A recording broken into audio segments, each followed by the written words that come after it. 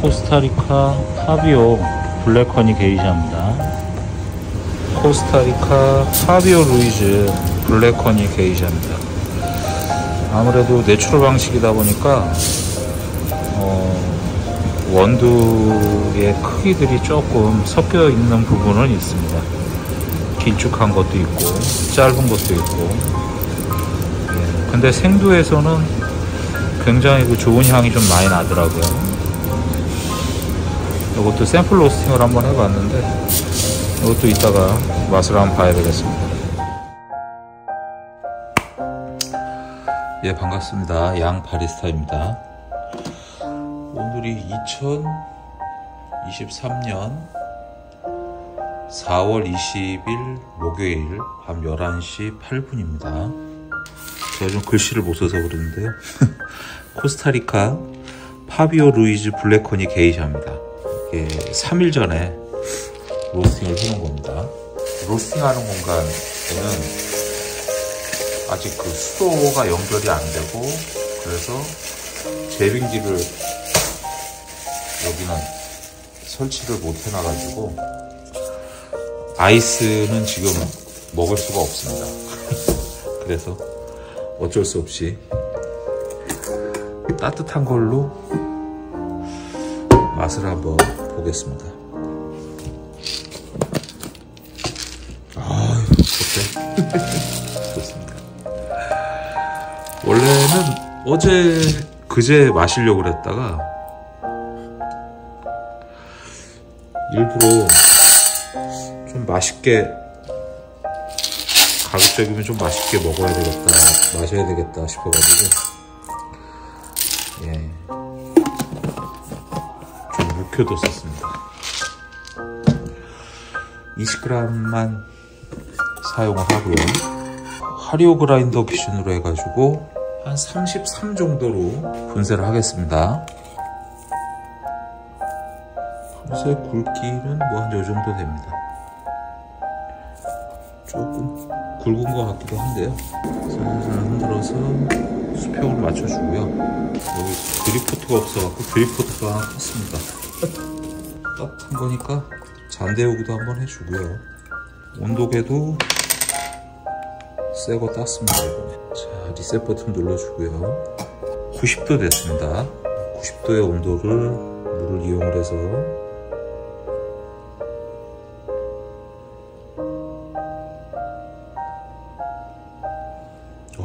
커피향 진짜 진하네요. 네, 스타트 버튼 눌러주고요.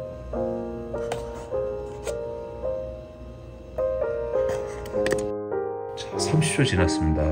예, 물길이 좀 열렸죠. 와, 커피향 대단합니다. 네. 자, 가운데부터 500원짜리 동전 크기만 하게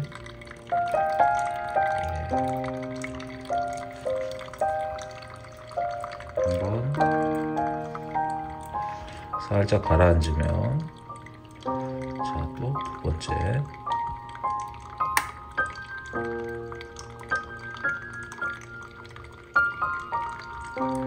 어휴, 행복합니다. 자, 또 살짝 가라앉으면 세 번째부터는 좀 넓게, 전체적으로 다 이렇게 뜨거운 물하고 커피 가루하고 전체적으로 다 만나서 충분히 추출낼 수 있도록. 그 다음에 네 번째는 마지막으로도 한 번 더 넓게 포진시켜 줍니다. 자, 이게 계량컵도 하나 샀습니다. 그만하겠습니다. 시간은 1분 55초 정도 걸렸고요. 커피향 좋습니다. 260ml 정도 내려진 것 같은데요. 딱 맞네요. 요게 14온즈 따뜻한 컵이라서 파비오 루이즈 블랙허니 게이샤입니다. 향이 진짜 대단합니다. 굉장히 선명하네요. 자리를 좀 옮겨서 커피 맛을 좀 보겠습니다. 자리를 좀 옮겼습니다.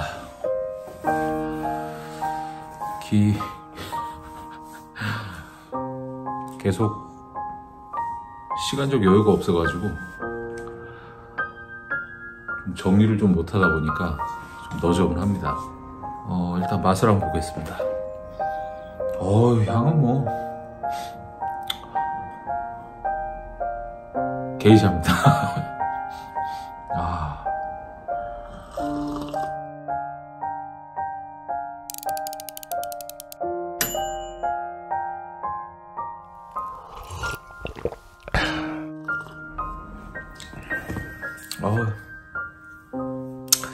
머리가 삐죽삐죽 씁니다, 아주.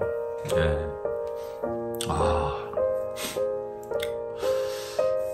저는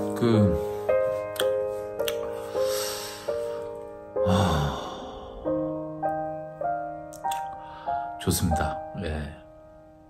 감성적인 부분에서 커피를 한 잔 이렇게 마신 다음에 느낄 수 있는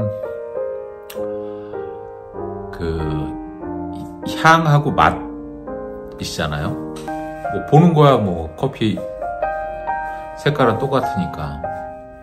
그 다음에 피부에 와닿는 건 없는데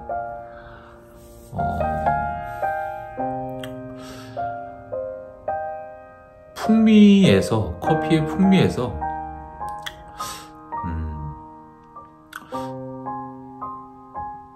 흠 잡을 만한 곳은 없는 것 같습니다. 예. 밸런스나 오늘 좀 많이 내렸죠, 커피를. 다음 주부터는 이제 그 계량 B컵, 예전에 제가 쓰던 거 그거를 좀 구매를 해놨어요. 그래서 거기다가 하면 이제 그 몇 미리가 추출이 되는지 정확하게 나오죠. 오늘은 좀 커피 양이 좀 많은 편입니다. 그리고 아직도 분쇄도가 좀 굵은 편인 것 같습니다. 추출하는 시간이 조금 일찍 추출이 된 것 같습니다. 몇 번 이렇게 내리면서 본인 입맛에 맞는 환경을 확인을 하셔야 돼요. 그러려면 딱 그 매뉴얼을 가지고 있으셔야 됩니다. 그 기준점을, 그 자신만의 레시피를. 어제 공사하느라고 막 손 찢어지고 밤에 그 레시피를 기준으로 해가지고 이제 변곡점이라고 그럴까요? 뭐 이렇게 좀 조정할 만한 위치들이 있지 않습니까? 예를 들면 제일 처음에 이제 드리퍼의 선택이죠. 드리퍼를 어떤 거를 쓰냐에 따라 맛이 차이가 좀 나기도 합니다. 맛이 뭐 많이 차이가 난다, 뭐 바디감이 좋다, 하리오는 뭐 깔끔하고 좀 산뜻하고 가볍죠. 왜냐하면 물이 내려가는, 추출되는 속도가 빠르다 보니까. 그리고 칼리타 같은 경우는 반 침출식이니까 뭐 이렇게 깔때기 모양으로 해서 밑에 뜨거운 물하고 원두 가루하고 만나는 시간이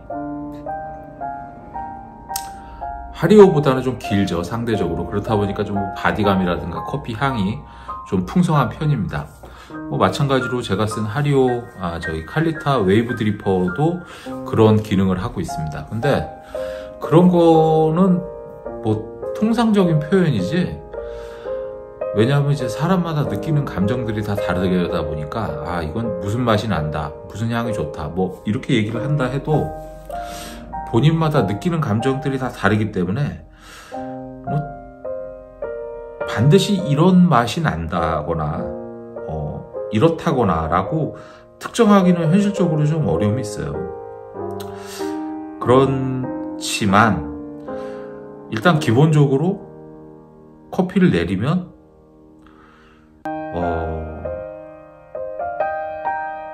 적어도 맛에 대해서, 그러니까 맛 중에서도 여러 정의가 있잖아요. 그 강도면에 있어서는 결정이 납니다. 적당하다, 안 그러면 커피가 강하다, 안 그러면 좀 연하다. 세 가지는 기본적으로 확인을 하실 수가 있죠. 그 기준으로 해서 결정을 하시면 됩니다. 그래서 적당하면 그 상태로 드시면 되고요. 연하다 싶으면 분쇄도를 곱게 하거나 원두의 양을 더 넣으면 되죠. 그리고 반대로 커피가 진하다 싶으면 원두의 양을 줄이거나 분쇄도를 굵게 하면 됩니다. 물이 내려가는 속도가 더 추출되는 속도가 빠르니까 아무래도 좀 연해지죠. 너무 곱게 갈면 커피 가루들이 너무 미세하게 되면 물이 투과되는 공간이 없기 때문에 방수 원단에 이렇게 물 올리면 그 원단 위에서 물방울이 이렇게 돌아다니잖아요. 스며들지 않고. 그런 것처럼 한참 있다가 추출이 돼요. 그렇게 되면은 커피가 전체적으로 추출되는 시간이 많이 느려집니다. 그렇게 되면 또 커피의 맛에도 좀 긍정적이지는 않습니다. 그렇기 때문에 적당한 그 환경을 본인이 찾으셔야 됩니다. 그거는 뭐 어디서 원두를 사시든지 간에 어디서 커피를 내려 드시든지 간에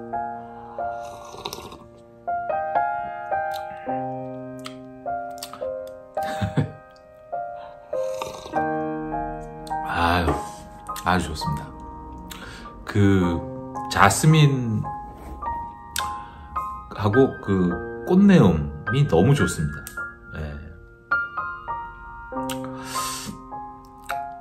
아까 처음에 이렇게 마시는데 첫 모금 마시고 머리가 삐죽삐죽 쓰더라고요. 참 대단한 것 같습니다. 자스민, 베르가못, 블랙체리, 과일의 풍미, 꽃향기, 와인. 커피를 그런 쪽에서 봤을 때 저처럼 좀 진하게 마시는 사람들이 있고, 근데 대부분은 뭐 그렇게 진하게 마실 일이 거의 없죠. 왜냐하면 커피를 하루에 뭐 두세 잔 정도들은 드시죠. 보통 커피를 드시는 분들은. 안 드시는 분들이야 뭐 상관이 없지만 한 잔 이상은 드시죠. 그러니까 이제 뭐 제 개인적인 생각입니다만 한 두 잔 이상 드시게 될 때, 그러니까 한 세 잔째부터는 조금 부담이 되죠. 그리고 시간이 오후로 늦어지면 늦어질수록 걱정되시는 분들도 계실 겁니다. 그런 분들은 커피를 좀 연하게 드시면 좋죠. 근데 어디선가 저도 잠깐 봤는데 커피를 연하게 마신다 해서 카페인 양이 있지 않습니까? 이 안에 카페인 양이 그거에 비례해서 줄어드냐, 뭐 그런 거는 아니라고 그러더라고요. 뭐 양에 비례해서 차이가 있기야 있겠지만 카페인을 섭취하는 양, 그리고 그게 우리 몸에 들어갔을 때 작용하는 그 기능들은 어차피 카페인 성분에 노출되어 있는 그걸로 인해서 영향을 받는 사람들은 별 차이가 없다 그래요. 그러니까 영향을 받는다는 얘기죠. 오늘 반밖에 안 마셨는데 왜 잠이 안 오지? 이건 아니라는 거죠. 수면에 지장을 받을 수도 있다.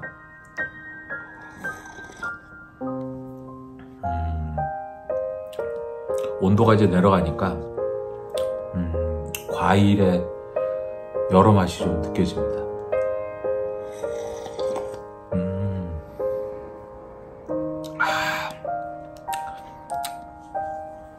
산미가 좋네요. 아주 그 연한 산미가 베이스에 싹 깔리는데 이게 감칠맛을 굉장히 자극합니다. 양쪽 이 어금니 쪽에 혀 양쪽 끝을 굉장히 자극을 심하게 만드네요. 연하게 했는데도 이 정도면 좋네요.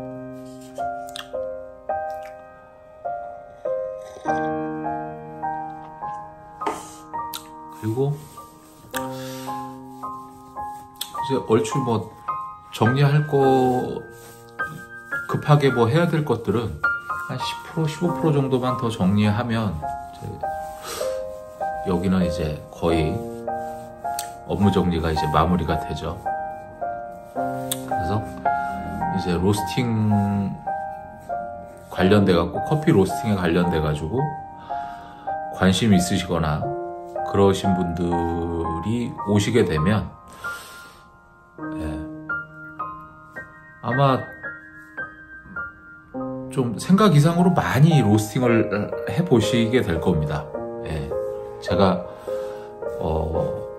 이제 그 커리큘럼에는 최소한의 그 횟수, 왜냐하면 또 이렇게 하겠습니다 하고 그게 진행이 안 됐을 때 컴플레인이 들어올 수도 있지 않습니까? 그러니까 이제 그런 피곤한 일이 그런 걸 미연에 방지하고자 최소한의 것들만 제가 이제 기재를 해놨고요. 근데 거기에 이제 기재한 거보다는 많은 횟수를 실습을 저랑 같이 해보시게 될 겁니다. 그리고 이제 바톤을 넘겨드리겠죠. 어느 순간이 오면 한 중반 정도 이후서부터는 이제 제가 관여하지 않고 본인이 직접 컨트롤, 불 조정하고 시간 조절하고 배출 시간 결정하고 이제 옆에서 한 7, 8번, 한 10여 회 정도만 지켜보고 주의사항들, 그 다음에 약속하는 것들이, 이 규칙들이 있죠. 제가 세워놓은 규칙들이 있습니다. 그 범주 내에서 진행을 하다 보면 그리고 제가 살짝살짝 안내를 해드리면서 이제 바톤 터치를 해드리면 한 중반기서부터 이후서부터는 본인이 직접 컨트롤을 하실 수 있을 정도로 아마 그렇게 되지 않을까 생각을 하긴 합니다. 근데 또 뭐 사람마다 능력들이 조금씩 또 다르기 때문에 뭐 누구나 다 이렇게 할 수 있습니다 라고 말씀은 드리기가 좀 어렵죠. 그 커피에 대한 이해도도 중요하고, 근데 또 기계를 만지면서 기계가 그 다음에 커피 원두가 어떤 과정을 통해서 만들어지는지 뭐 전체적인 이해가 좀 필요한 부분이 있죠. 책에서 보시던 거하고는 또 좀 다른 부분이 있습니다. 책이 틀렸다는 게 아니고요. 책에서는 누락된 것들이라든가 안 그러면 중요한 부분인데 중요하게 다루지 않고 간단하게 짚고 넘어간 것들도 없지 않아 있겠죠. 그리고 로스팅 하는 사람마다 또 그 생각하는, 그리고 또 커피 원두를 만드는 그 전체적인 그 내용이 사람들마다 다, 로스터들마다 다 다르기 때문에 어디에 포인트를 두느냐, 그거에 따라 조금씩 차이가 있을 수 있으니까, 뭐 그렇다고 그래서 제가 또 무조건 100% 다 맞는 거다라고 말씀드리기도 사실 어렵죠. 저도 모르는 것도 아직 많이 있고, 또 다른 사람이 모르는 걸 제가 또 아는 것도 있죠. 저는 기계로 먼저 로스팅 하는 것보다 아날로그 방식으로 먼저 까대기를 먼저 했기 때문에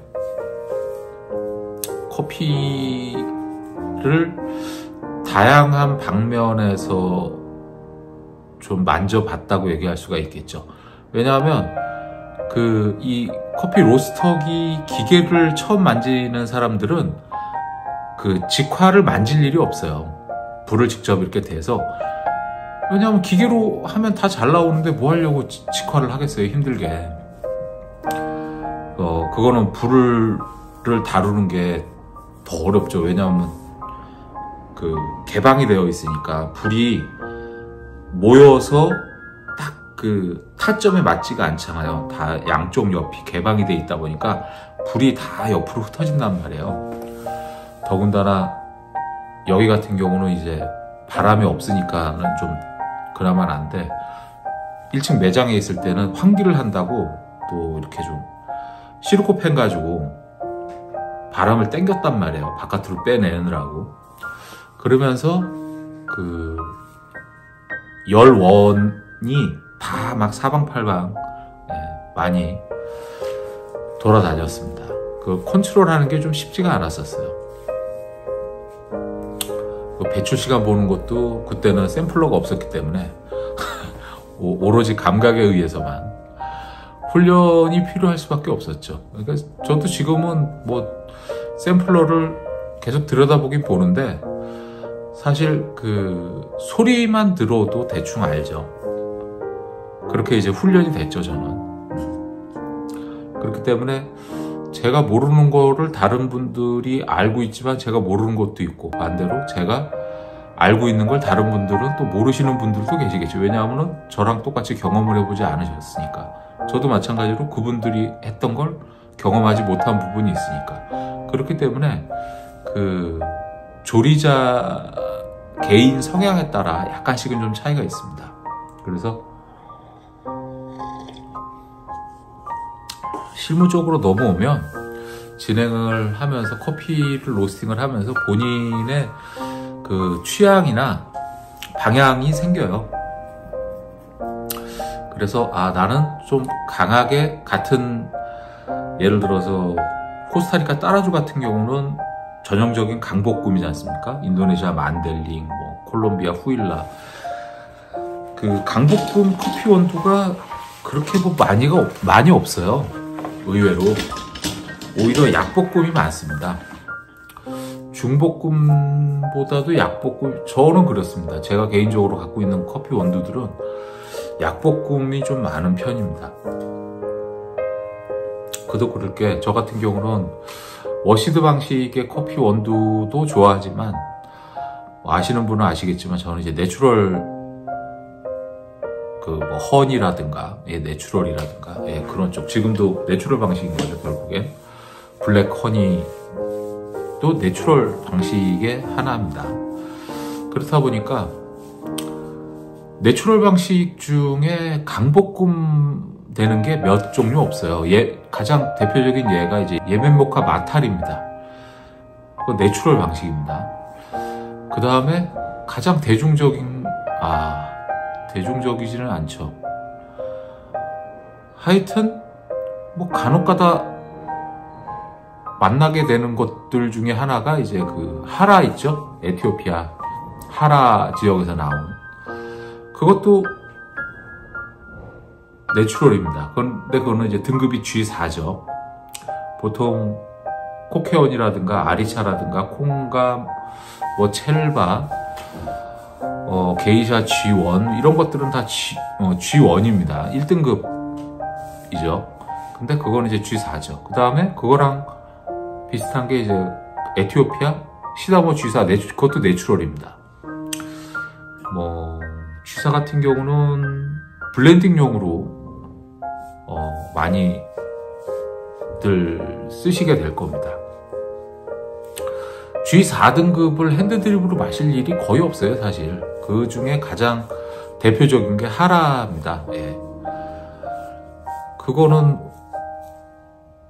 가격도 비싸니까 블렌딩을 넣을 수가 없죠. 그리고 맛이 또 그거는 좀 고급지죠.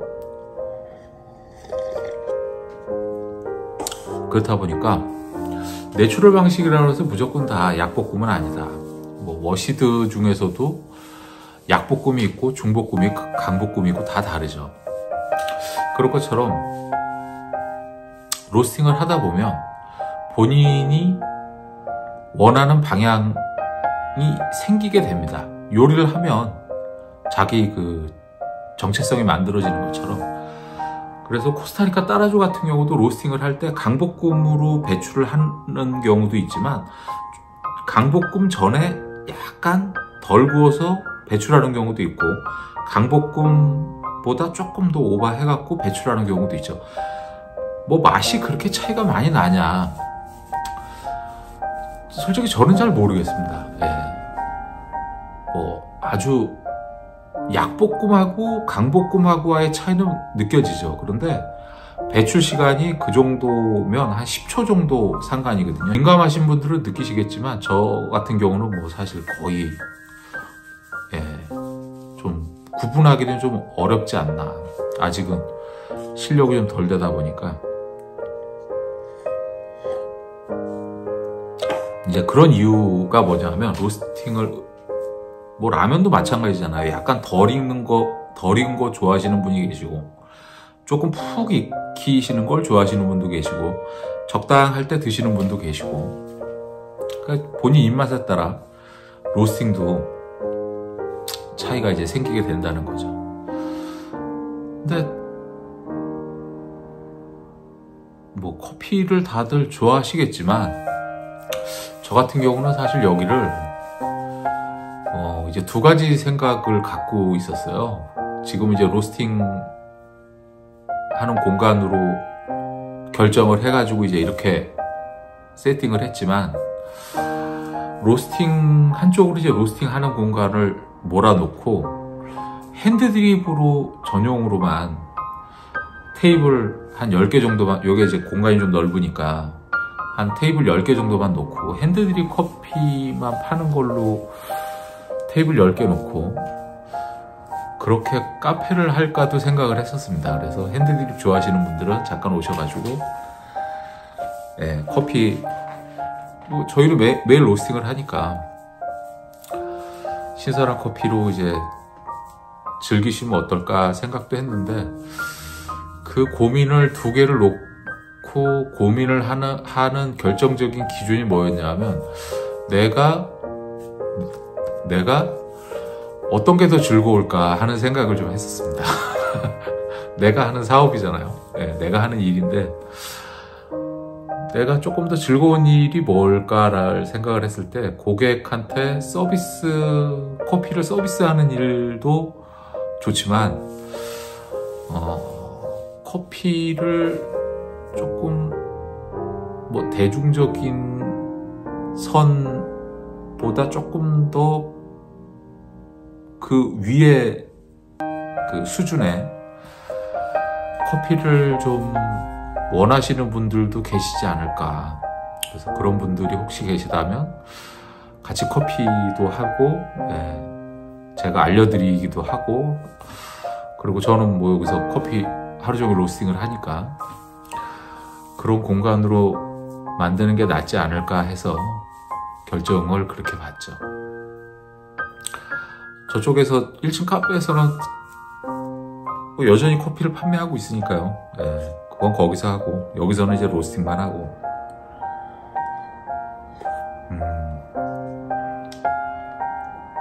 게이샤 커피 중에 블랙허니를 찾아보기는 쉽지가 않습니다. 근데 근래가 아니죠. 한 1, 2년 정도 됐나요?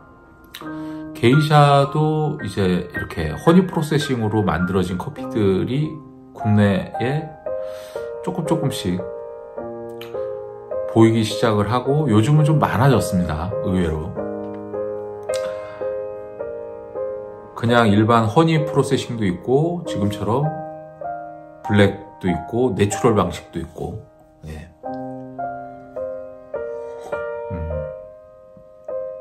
뭐 게이샤 커피가 그렇게 좋냐 뭐 그렇지도 않습니다. 솔직히 근데 이렇게 예를 들면 어떨까 싶은 생각을 좀 한번 해봤습니다. 한 몇 주 전에 이제 제초하고 여기 이제 뭐죠? 여기 그 2호점 세팅을 얼추 끝내고 너무 힘들어갖고 강원도 가가지고 하루 이제 커피 한 잔 마시고 쉬었다 왔죠. 그때 예빈 모카 마타리를 가져갔어요. 그래서 이제 둘이 이제 제가 차에서 뒤에 좌석에서 이제 한 잔 내려가지고 나눠 마셨는데 그때 문득 그런 생각이 들더라고요. 왜 우리는 좋은 커피를 찾나? 그리고 좋은 커피라고 우리가 이렇게 느끼는 게 어떤 포인트고 뭐 비싸면 커피가 좋은가, 뭐 하여튼 그런 생각을 많이 했었어요. 그 영감이 많이 떠올랐었어요. 그래서 제가 그런 생각을 그때 했었어요. 속으로. 여자분들 같은 경우는 백 좋아하시죠? 명품 백도 있고, 시장에 나가면 2, 3만원짜리 백도 있습니다. 기능은 똑같죠. 그렇지만 로고하고 누가 만드느냐에 따라, 브랜드에 따라 가격 차이는 적게는 몇십 배에서 많게는 몇천 배까지도 나죠. 뭐 샤넬인가요? 에르메스인가요? 뭐 2, 3천만 원짜리도 있더라고요. 근데 시장에서 뭐 4, 5만 원짜리도 있지 않습니까? 남자들은 또 차 좋아하시는 분들 많이 계시죠. 경차도 차지만 뭐 제네시스 G90 같은 경우, 뭐 외제차 벤츠 500, S500, 뭐 S600, 뭐 롤스로이스부터 해가지고 BMW 뭐 7시리즈, 뭐 8시리즈인가요? 뭐 하여튼 좋은 차들 많이 있잖아요. 같은 차인데 만족도가 좀 다르지 않나요? 같은 백이지만 만족도가 다르죠. 기능은 똑같고 그 안에 물건 넣고 어깨에 둘러매고 다니는 기능은 똑같은데 만족도가 다르지 않나요? 좋은 커피는 진짜 만족도가 다릅니다. 특히 저 혼자 생각입니다. 좋은 커피는 커피를 첫 모금 마실 때 느끼는 감정이 있고, 중간 정도 마실 때 느끼는 감정이 있고, 후반부에 느껴지는 감정이 있습니다. 보통 그렇죠. 커피를 원샷 하는 사람은 많지가 않으니까. 뭐 아이스야 그럴 수 있지만 따뜻한 거는 천천히 나눠 마시게 되잖아요. 그랬을 때 좋은 커피는 마시면 마실수록 커피가 참 좋다는 생각을 합니다. 예. 그렇다고 뭐 브라질 세라도라든가 산토스라든가 콜롬비아 후일라, 과테말라 안티과, 그 대표적인 좀 저렴한 대중적인 커피들이죠. 예를 들어서 저보고 브라질 산토스하고 예멘모카 마타리하고 두 개가 있으면 너 뭐 마실래? 그러면 저는 예멘모카 마타리를 선택을 할 것 같습니다. 그냥 막연하게 몰라서 좋은 비싼 커피가 좋다라는 생각에 선택하는 경우도 있지만 알기 때문에 선택하는 것도 있죠. 경험자들은 그런 부분이 있죠. 그러니까 똑같은 거예요. 시장에 보세 5만원짜리 백 들을래? 에르메스 무슨 백 들을래? 그러면 그죠? 네. 경차 탈래? 벤츠 600 탈래? S600 탈래? 그죠? 네. 모르기 때문에 좋은 거를 좋은 거를 막연하게 선택하는 이유도 있겠지만, 경험한 사람들은 알기 때문에 그걸 또 선택을 한다는 거죠. 그렇다고 뭐 이 커피들이라든가 뭐 그런 상품들이, 비교 대상들이 뭐 허접하고 나쁘다라기보다는 그렇다는 겁니다. 예, 비교 우위에 있다는 거죠. 그랬을 때 게이샤를 굳이 뭐 마실 일이 없는데 마실 일이 있나? 뭐 마실 일은 없습니다, 사실. 예, 마실 필요도 없고. 그렇지만 커피를 좋아한다면 한 번 정도는 경험해 보실 만한 가치는 있다. 그렇기 때문에 그 커피를 처음 입문자들이 마시는 거는 저는 추천해드리고 싶지가 않아요. 예, 조금 최소한 6개월, 한 1년 정도 핸드드립 다양하게 이제 경험을 해보시면서 이제 단계를 이렇게 밟아 올라가는 거죠. 예, 계단이 한 방에 10계단, 20계단 올라갈 수가 없잖아요. 예, 한 발자국 한 발자국 그렇게 해서 올라가야 되는 것처럼, 그렇게 가다 보면 반드시 욕심이 나고 만나게 되는 커피 품종 중에 하나가 게이샤라는 말씀을 드립니다. 내일은 또 저기 뭐죠? 이번에 들어온 거 코스타리카 내추럴 게이샤. 예. 며칠 있다가 그거를 또 한번 맛을 좀 볼 계획입니다. 그리고 오랜만에 그 엊그저께 과테말라 알리시아 내추럴을 로스팅을 해서 요만큼 남겨놨어요. 20g 남겨놨어요. 참 좋은 커피인데 안타까운 커피 중에 하나입니다. 그것도. 예. 과테말라 커피 원두 중에 내추럴 방식이 그렇게 좀 생각보다 많지가 않죠. 찾아보시기도 쉽지는 않으실 겁니다. 예. 저게 지금 수입처에서 재고가 더 있는지는 아직 저도 지금 뭐 경험이 없어서 확인을 못했는데 저 커피 참 좋은 커피라서 저것도 수요일 내에 한번 맛을 보면서 영상을 찍을까 계획 중에 있습니다. 그렇습니다. 오늘 코스타리카 파비오 루이즈 블랙허니 게이샤였습니다. 예, 커피 참 좋습니다. 진짜 말로 표현을 못하겠습니다. 기회 되시면 한번 드셔보시는 것도 좋을 것 같습니다. 예, 저는 또 이제 맛있는 커피 갖고 또 찾아뵙겠습니다. 예, 고맙습니다.